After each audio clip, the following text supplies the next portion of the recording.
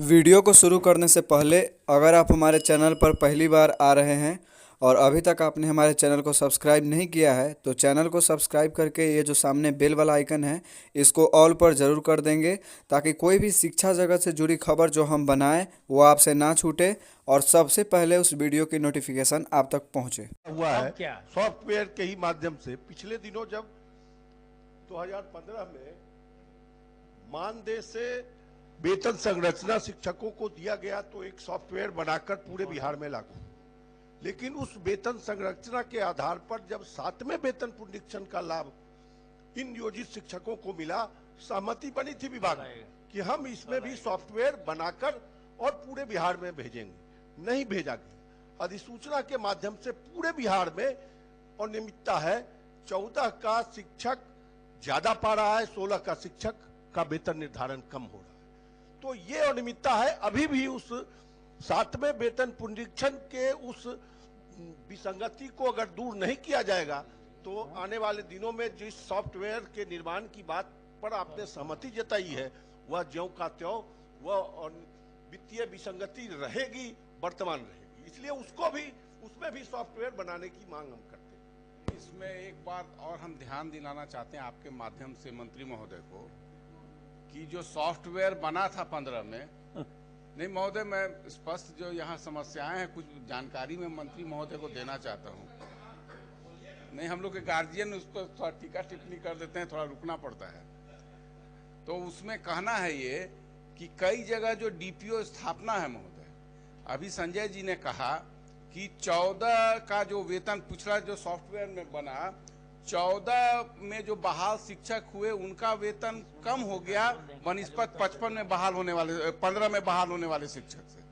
और इस कड़ी में और एक बताना चाहते हैं कि डीपीओ स्थापना ने जो है डीपीओ स्थापना जो है कई जगह ये कर रहे हैं कि जिनको 16 में इंक्रीमेंट मिल गया, 17 में मिल गया, 18 में मिल गया, 19 में, अचानक उस सॉफ्टवेयर का उदाहरण देके वो सारे इंक्रीमेंट को काट के नए ढंग से फिर वेतन का सत्यापन कर रहे हैं। ये उदाहरण अरवल के डीपीओ कर रहे हैं महोदय, और लगभग 250 शिक्षकों का वेतन वो रोक रखे हैं इसी नाम पर कि वो जो सॉफ्टवेयर में है पहले के डीपीओ ने गलत समझा और अभी के हम जो समझ रहे हैं वो सही समझ रहे हैं। मनमाने तरीके से व्याख्या कर रहे हैं महोदय, ये एक बहुत बड़ी कठिनाई है।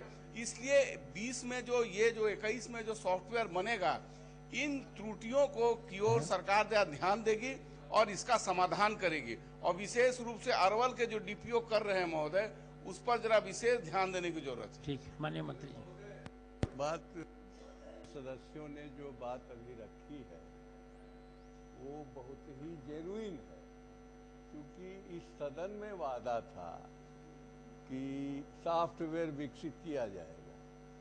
सॉफ्टवेयर विकसित नहीं किया गया। परिणाम ये हुआ कि पूरे राज्य में शिक्षकों के वेतन निर्धारण में अनेक प्रकार की विसंगतियां मुफस्सिल के जो शिक्षा पदाधिकारी हैं उनके द्वारा पैदा कर दी गई। और ये सवाल शिक्षा विभाग के अधिकारियों के संज्ञान में है, लेकिन फिर भी चूंकि सॉफ्टवेयर बनाने वाली जो कंपनी थी उसको शिक्षा विभाग ने पैसे नहीं दिए, इसलिए सॉफ्टवेयर का निर्माण नहीं हुआ। आज माननीय शिक्षा मंत्री जी स्वीकार कर रहे हैं कि सॉफ्टवेयर हम बनवा देंगे, तो माननीय सदस्यों ने जिन विसंगतियों की चर्चा की है उन विसंगतियों का निराकरण करते हुए ये सॉफ्टवेयर बनवा दे। इससे राज्य के खजाने से कुछ लोगों को अधिक वेतन भी भुगतान हो जाता है और कहीं किसी का जेन्युइन वेतन भी नहीं मिल पाता। तो ये विसंगति जो पैदा हो गई है, इस विसंगति को दूर करने की प्रक्रिया भी सॉफ्टवेयर में विकसित करा दी जाए, यही हम माननीय शिक्षा मंत्री से आग्रह करना चाहते हैं। जमुई का सिर्फ उदाहरण मैं जमुई का दे रहा हूं, एक जिले का, ऐसे कई जिलों से आता है। मार्गदर्शन मांगा जाता है और वेतन निर्धारण में के तहत दिया हुआ वेतन ले लेता है, उसके बाद पैसे की उगाही की जाती है। भावना गलत है महोदय।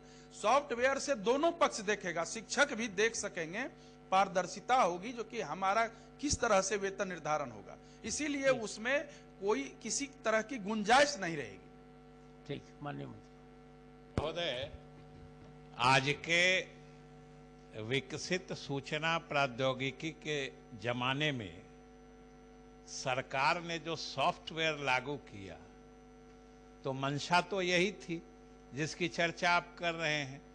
आपने अपने ध्यानाकर्षण सूचना में जो सरकार ने लागू किया उसे उचित ही नहीं बल्कि उसकी सराहना की है आपने। बीच में किसी कारणवश अगर वो नहीं लागू हो पाया है, ये तो सरकार बिल्कुल मानती है कि महोदय सॉफ्टवेयर लागू होने से सबको सुविधा होती है और सबसे अधिक जो, जैसा कि पांडे साहब ने कहा कि मुफस्सिल या क्षेत्रीय हमारे अधिकारी लोग हैं, उसमें कोई अगर गलत मंशा से किसी शिक्षक या शिक्षकेतर कर्मचारी को परेशान करना चाहता है तो वो उसको अवसर ही नहीं मिलता है अगर हम सॉफ्टवेयर लागू कर देते हैं। इसीलिए तो हमने कहा है कि हम सॉफ्टवेयर लागू करेंगे। और उसमें जो विसंगति की बात है महोदय, सॉफ्टवेयर तो सॉफ्टवेयर है, वो तो मैकेनाइज्ड प्रोसेस है।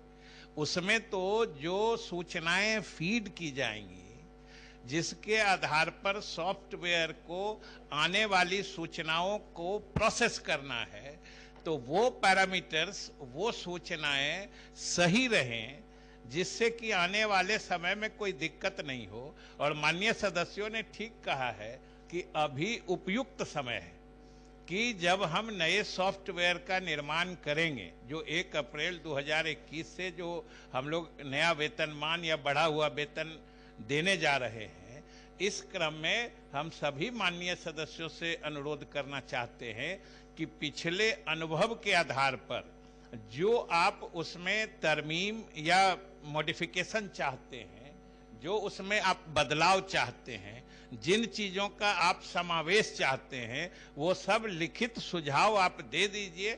हम उन सब को शामिल करके नया सॉफ्टवेयर बनाएंगे। ठीक हो गया। चलिए, माननीय सदस्य